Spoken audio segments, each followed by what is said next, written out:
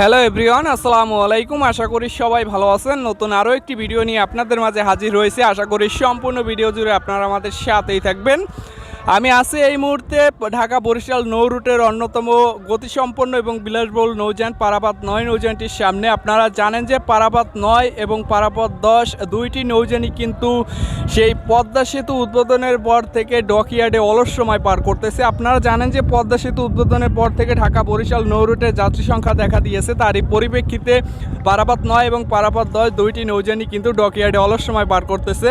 নৌযানটি কবে নাগাদ সার্ভিসে যুক্ত হবে বা আদৌ সার্ভিসে যুক্ত হবে কিনা তা নিয়ে এখনও সঠিক করে বলা যাচ্ছে না। আপনারা দেখতে পাচ্ছেন যে গত রোজার ঈদে পারাপাত 10 নৌযানটি কিন্তু আসা যাওয়া 2-এর ব্যানারে চরমন্তস নৌ রুটে কিন্তু সার্ভিসে যুক্ত হয়েছিল পারাপাত 10, কিন্তু পারাপাত 9 নৌযানটি কিন্তু সার্ভিসে যুক্ত হয়নি। তো কোরবানির ঈদেও আপনারা দেখতে পাচ্ছেন যে কোরবানির ঈদে কিন্তু পারাপাত 9 বা পারাপাত 10 দুইটি নৌযানের একটি নৌযানও কিন্তু অন্য রুটে সার্ভিসে যুক্ত হয় নাই। সেই অলস সময় পার করতেছিল এই ডকইয়ার্ডে। যখন রোজার ঈদ বা কোরবানির ঈদে যখন যাত্রী চাপ সামাল দিতে অন্য লঞ্চগুলো যখন ভরপুর যাত্রী নিয়ে বিভিন্ন ডকইয়ার্ড বিভিন্ন নৌরুটের উদ্দেশ্যে গিয়েছে, সেক্ষেত্রে পারাপাত 9-10 দুইটি নৌযানও কিন্তু সার্ভিসে যুক্ত হয়নি।